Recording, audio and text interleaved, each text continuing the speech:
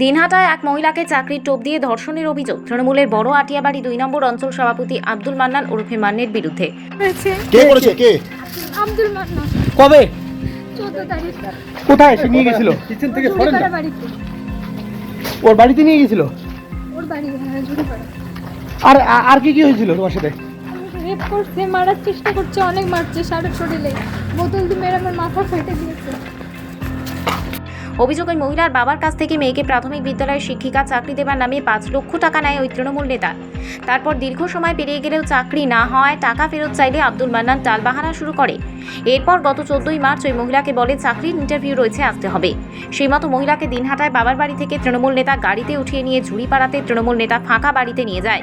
সেখানে ভয় দেখিয়ে মহিলাকে ধর্ষণ করে এবং মহিলার নগ্ন ছবি ও ভিডিও করে ব্ল্যাকমেল করে। আব্দুল মান্নান বলে যে যদি টাকা ফেরত চাওয়া হয় তবে মহিলার স্বামীর মোবাইল ফোনে এই নগ্ন ছবি, ভিডিও এমনকি সোশ্যাল মিডিয়ায় প্রকাশ করে দেবে।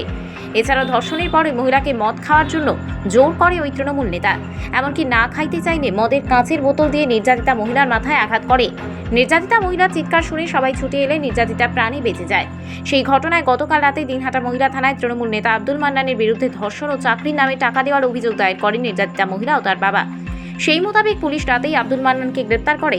তবে এদিন সকালে নির্যাতিতার বাবা অভিযোগ করেন গতকাল থানায় লিখিত অভিযোগপত্রে রিসিভ কপি দেওয়া হয়নি, আজ সে রিসিভ কপি দেওয়া হয়েছে। পাশাপাশি তিনি অভিযোগ করেন দিনহাটা মহিলা থানার ওসি জানিয়েছেন গতকাল রাতেই গ্রেপ্তার তৃণমূল নেতা আব্দুল মান্নান পালিয়ে যায়। তবে এদিন দুপুরে আবার সেই তৃণমূল নেতা নিজেই থানায় আত্মসমর্পণ করেছে বলে পুলিশ সূত্রে খবর। কে করেছে? কে? আব্দুল মান্নান। কবে? 14 তারিখ। কোথায় সে নিয়ে গেছিল? কিচেন থেকে সরেন না। বাড়িতে। ওর বাড়িতে নিয়ে গেছিল? ওর বাড়ি জুড়িপাড়া। আর আর কি কি হয়েছিল তোমার সাথে? রেপ করছে, মারার চেষ্টা করছে, অনেক মারছে, সারা শরীরে বোতল দিয়ে মেরে আমার মাথা ফেটে গিয়েছে।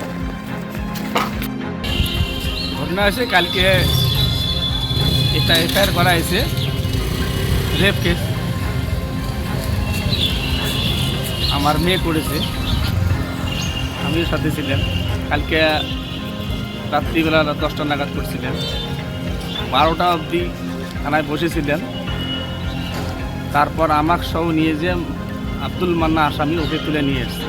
ওর নামেই কেসটা করা হয়েছে। নিয়ে আসার পর আমরা 3:30 নাগাদ বাড়িতে যাই, আমাকে যাইতে বলে আমি বাড়িতে যাই। আমার বউ, মেয়ে সবাই ওরা এখানেই ছিল। ওরা বললো যে থানাতে থাকবে ওরা। তারপরে আমি বাড়িতে যাওয়ার পর ঘুমাইছি, ঘুমের থেকে উঠিয়া 6টা নাগাদ সকাল ভোরবেলা, ভোররাত্রি দেখি আব্দুল মান্না আসামি ও বাড়িতে যাইতেছি। আমাদের এলাকার বা আমার ফ্যামিলির লোক, আমার বউ, আমার ভাইয়ের বউ, আমার চাচা সবাই দেখে যে ও খালি পায়ে, কাদা গায়ে, জামা খুলে ঘাড়ে নিয়ে যাইতেছে বাড়িতে। তো এটা দেখে আমাকে পরে সবাই বলে, তারপরে আমি এটাকে বিশ্বাস করতে পারলাম না। পরে সবাইকে জিজ্ঞেস করতেছি, ফোন থানাতে আসলেন। আসার পর এখন থানাতে আমি রিসিভ করে আসলাম, কালকে রিসিভ করে আসলাম। আমাকে বললো যে না, আজকে হবে না, কালকে দেওয়া হবে, কাজ করতেছি। তো যাই হোক, এবারে রিসিভ করে চাইলাম। তো আমাকে মহিলা থানার ওসি বললো যে আপনার কাছে তো ভাড়ের লাভ নাই, আসামি কালকে রাত্রিবেলা পালিয়ে গেছে। তো তখন আমি এটা কী করে সম্ভব? তো তখন উনি বললো যে আমার এখানে রাখা একটু রিস্ক হয়, যার কারণে আমি আইএনসি রুমের হ্যান্ড ওভার করে দিয়েছিলাম। ওই রুমে ছিল, তো ওখান থেকে পালিয়ে গেছে। নাম কি বললেন আসামির? আব্দুল মান্নান। কি করে? মান নেই। উনি কি করে? ও প্রভাবশালী নেতা। কোন দলের? টিএমসি দলের। কোন টিএমসি করে? কোন অঞ্চলের? আটিয়াবাড়ি 2 অঞ্চলে। কাকে ধর্ষণ করেছে? আমার মেয়েকে। কবেকার ঘটনা? 14 তারিখ, বৃহস্পতিবার। কমপ্লেন করেছেন? হ্যাঁ, কালকে কমপ্লেন করেছি। এখনো রিসিভ পাননি? রিসিপ্টে এইমাত্র পারলাম কিছুক্ষণ আগে। কি নাম আপনার? আমি দিল্লি। আপনি কে? আপনার কে মেয়ে? হ্যাঁ, আমার মেয়ে।